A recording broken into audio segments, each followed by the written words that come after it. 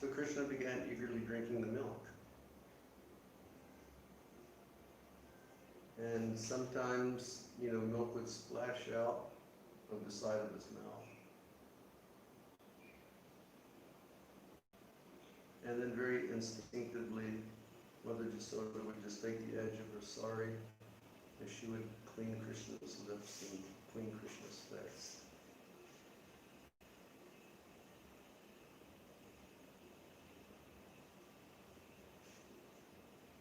Now Kavi Karnapur, he gives another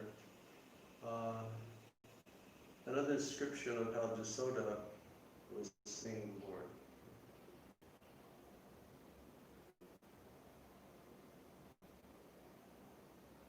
He said to her, he resembled sapphires.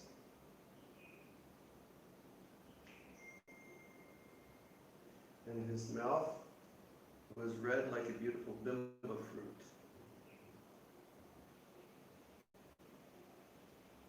And his hands and his feet, they were very, very dark red like rubies.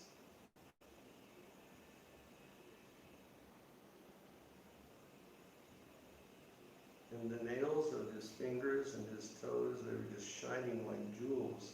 And so Jasoda started thinking, my son is made out of jewels.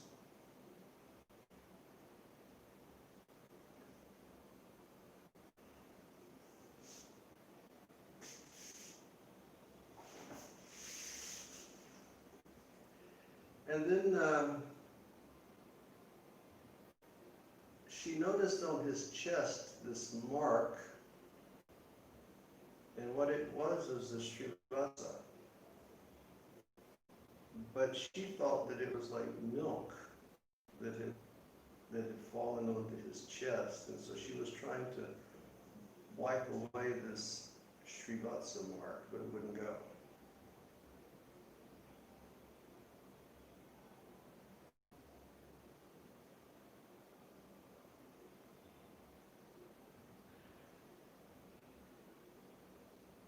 And then she thought, maybe this is a sign that my son is a great personality.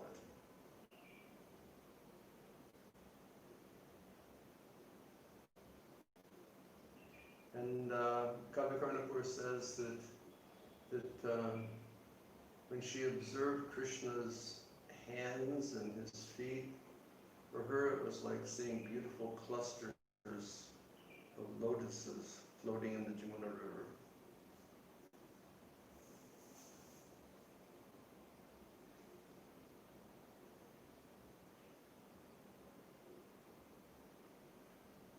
His curly hair looked like bumblebees.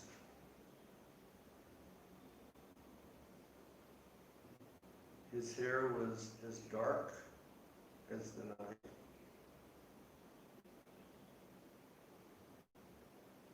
His two eyes were like blue buds of lotus flowers.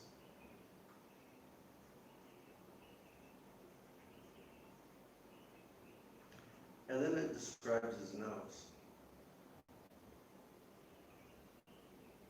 And I can never understand the descriptions of Krishna's nose. Because sometimes it says his nose looks like a sesame seed. But here, Kavi Karnapur says his nose looked like the tender sprout of a tree.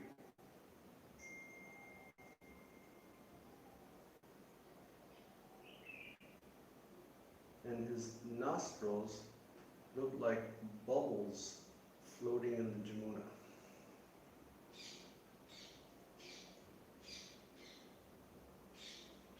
So Jasoda is in ecstasy. She's seeing her son.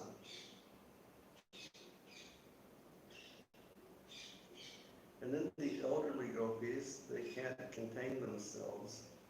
And so they run to Nanda Maharaja and they tell him, you have fathered a son.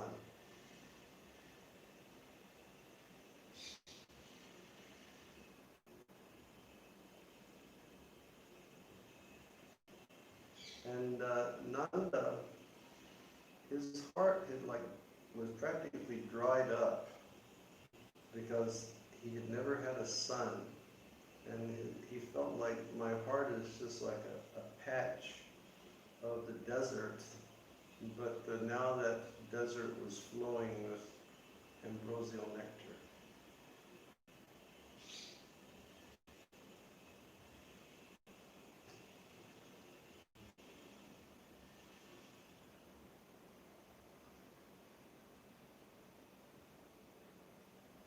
So very quickly, he ran to the maternity house. But when he got to the door, he was afraid to go in. And Kavi Karnapur gives a nice example. It says when he was standing at the door, it looked like he was shaking hands with the personification of all pious deeds who had awarded him with his piety by giving him Krishna as his son.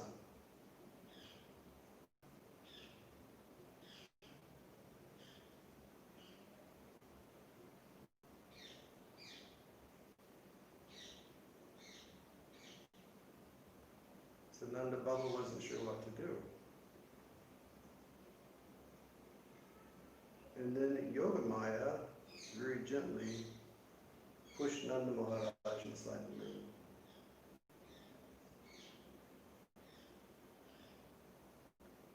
And when he saw his son, the only thing he could think that all of the auspiciousness of the universe, or multiple universes, had manifest in the form of his baby.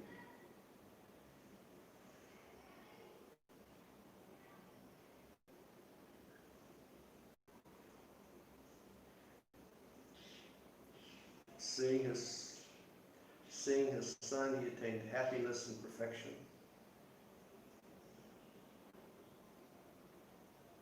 Seeing his son, all of his desires were fulfilled. And he just became motionless, like a statue, but tears were just flowing from his eyes.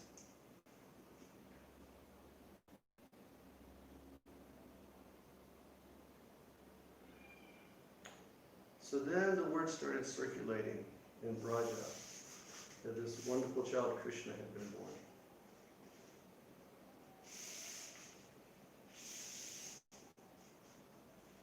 And Sunanda and Upananda, they were so happy for Nanda and Yasoda that they took it upon themselves to start organizing all the ritualistic ceremonies to observe the birth of the child.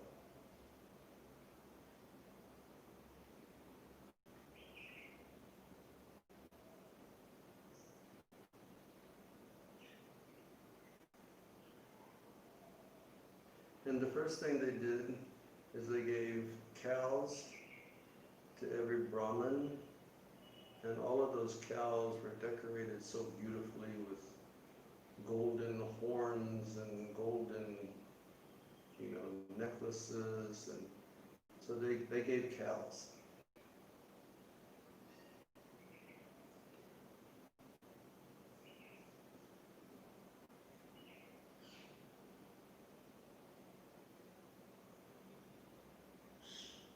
And then when Nanda Maharaj became conscious of what was going on, he started participating, and he started filling the homes of all the Brahmins with gold and cloth and grains and jewels, anything valuable, he just started distributing to the Brahmins.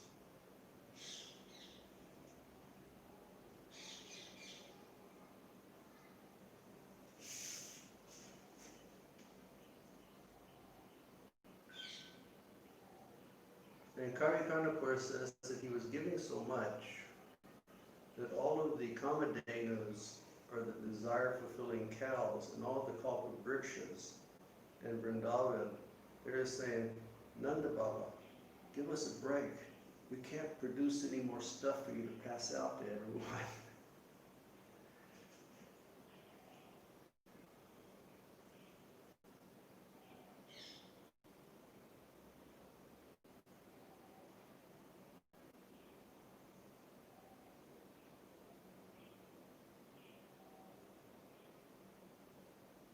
Then the next people that came to visit were the Gopas of Vrindavan.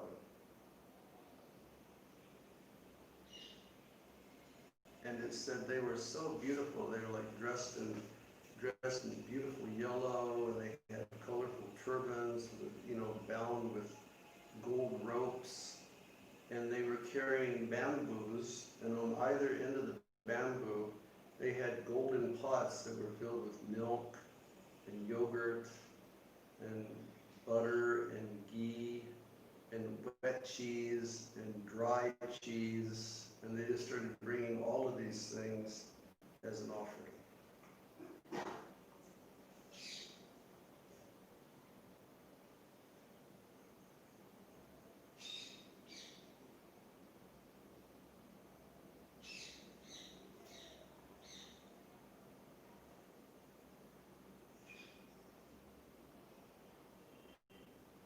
And then after the Gopas came, then, the village ladies, of all the village ladies of Vrindavan, they started to visit.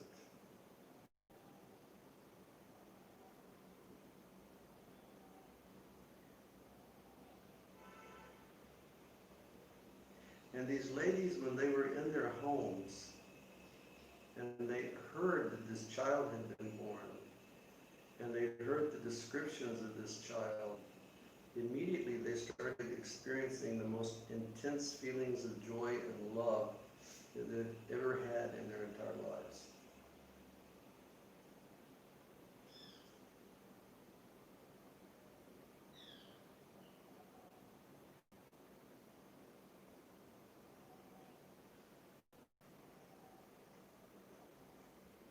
And Kapikarna, of course, says they dressed very beautifully also.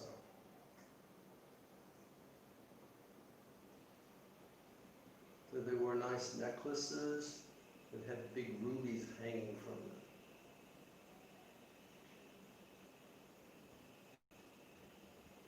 And they wore armlets that were filled with diamonds.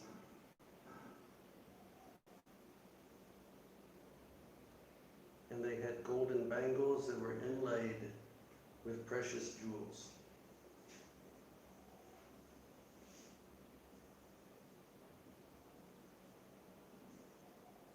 And then they got these very special belts out.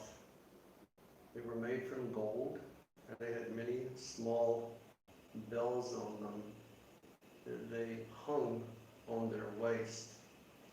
And Kavikarna, of course, says that when, their broad hips would move with the sound of these bells, it created a very beautiful sound.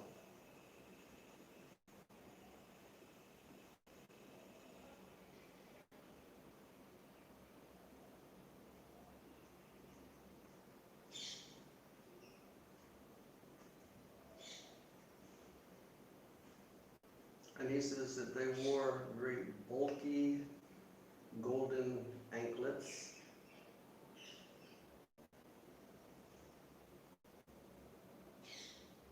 And they just had these graceful movements of swans. It seems like there was no shortage of opulence in Vrindavan.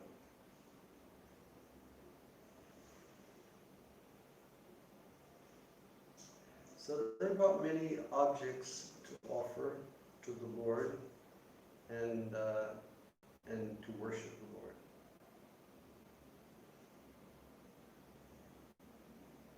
And they brought that on golden plates that were covered with spotless yellow silk cloths.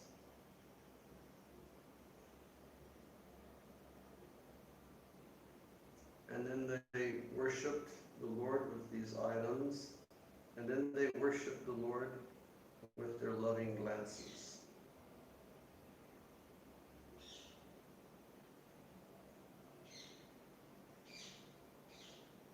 And then it was time for them to leave. So they went directly to Nanda Maharaja's palace. And when they were there, they just began to, just compose ecstatic songs about the beauty of the child that they had just seen.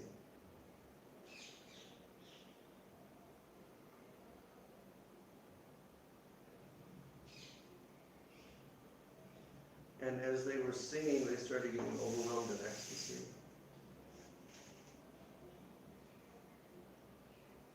So very spontaneously, they started taking, handfuls of yogurt, and handfuls of ghee, and handfuls of butter, and handfuls of turmeric paste, and smearing it all over one another.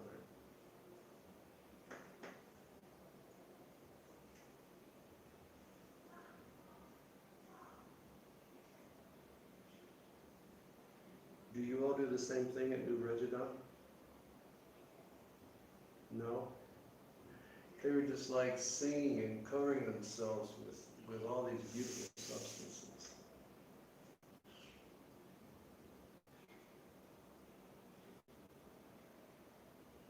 And they said they appeared so beautiful when they were singing Krishna's glories. Their ecstasy started going higher and higher.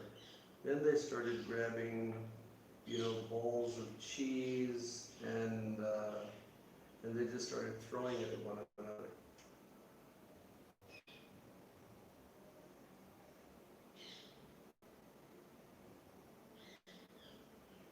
And when they were singing, it's sort of like celestial instruments from the heavens, they started playing along.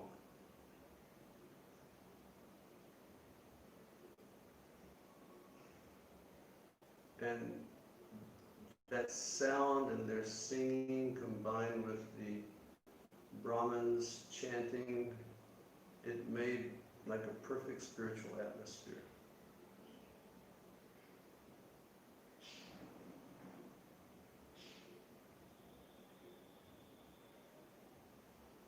Like when we have the Radhe Shyam experience. Like when chanting is going on for hours and everybody's dancing and we're having darshan of Radhe Shyam, and it's the perfect spiritual experience.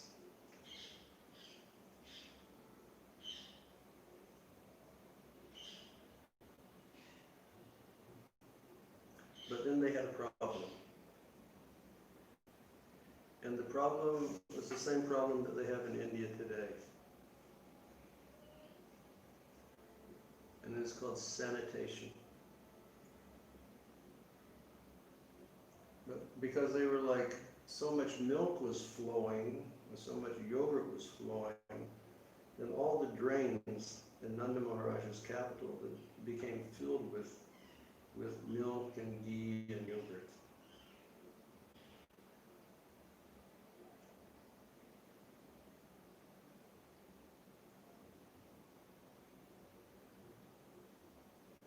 But contrary to the drains that we have in this Vrindavan, those drains smelled very celestial.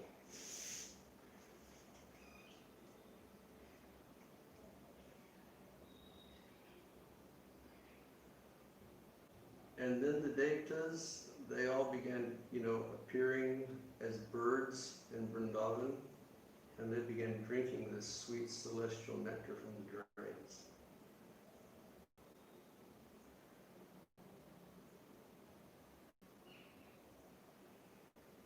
So after all of this took place, Rohini, she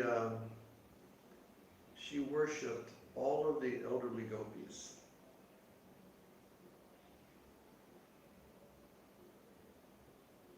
She was putting kumkum, and she was giving them cloth, and she was doing so many things. And she requested that the elderly gopis, they bless the child, which they did. Then people started returning to their homes.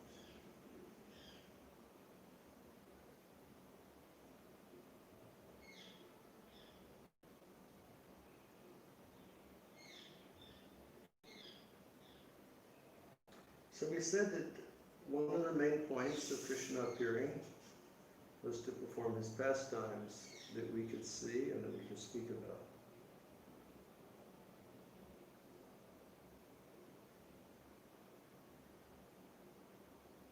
And the Vyasadeva speaks about this point in the conclusion of the Rasa Dance chapter of the Bhagavatam.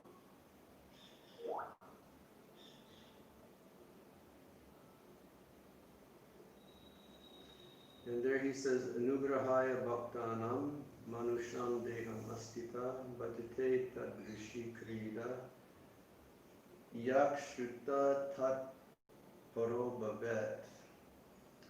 And the translation is, when the Lord assumes a human-like body to show mercy to his devotees, he engages in such pastimes as will attract those who hear about them to become dedicated to him. Do I need to break that up? Okay. When the Lord assumes a human-like body to show mercy to the devotees,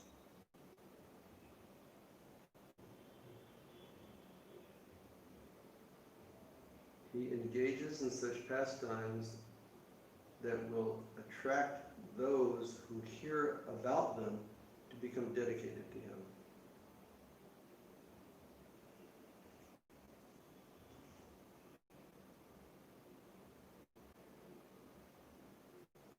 And so in this verse, Vyasadeva uses like the imperative sense of the word bhavet.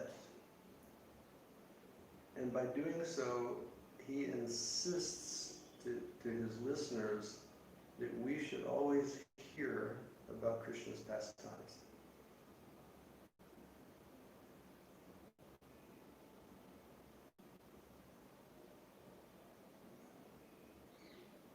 It is not something that we may do or may not do, but it is something that we must do.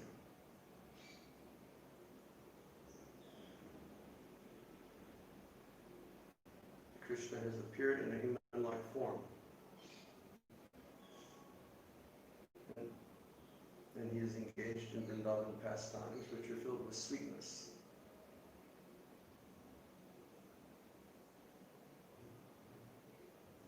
And simply hearing that, our heart will be cleansed of material attraction.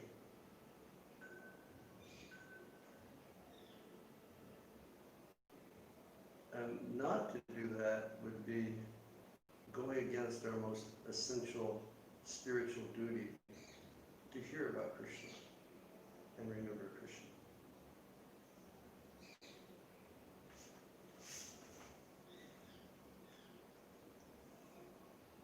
So thank you all very much. I hope that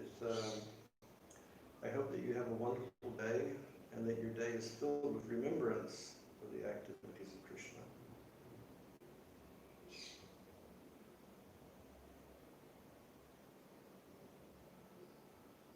Srila Prabhupada always told us, he said that we should follow in the footsteps of hearing about the Lord and hearing about the Lord from devotees like Rupa and Raghunath Das Swami.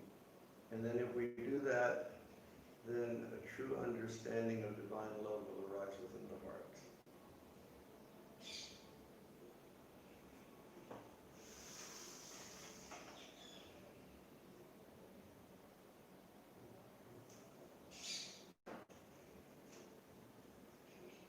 Okay, thank you all very much. Jai Jai Shri Radhe Shyam. Hare Krishna. Bye-bye. Hare Krishna.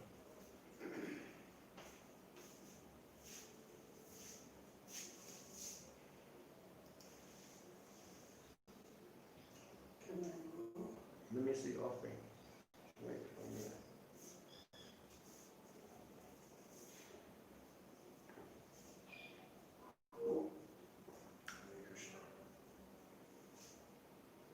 Hey Shiv, are you broadcasting over here?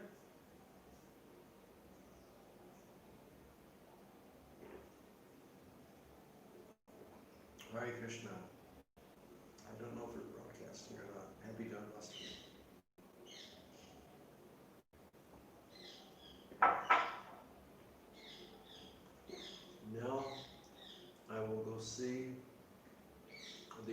for my deities that was prepared by Vrindavan Vihari's family. And today, my deities have such a beautiful new outfit you cannot imagine, made by Karuna Murthy and Rati Manjari. So beautiful. It is a summer season mango outfit, but we'll have to arrange some other time to show you that. Hare Krishna, if there's somebody watching here.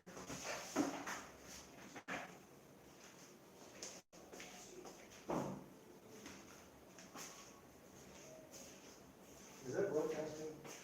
Or who's it broadcasting to? To your channel? Oh.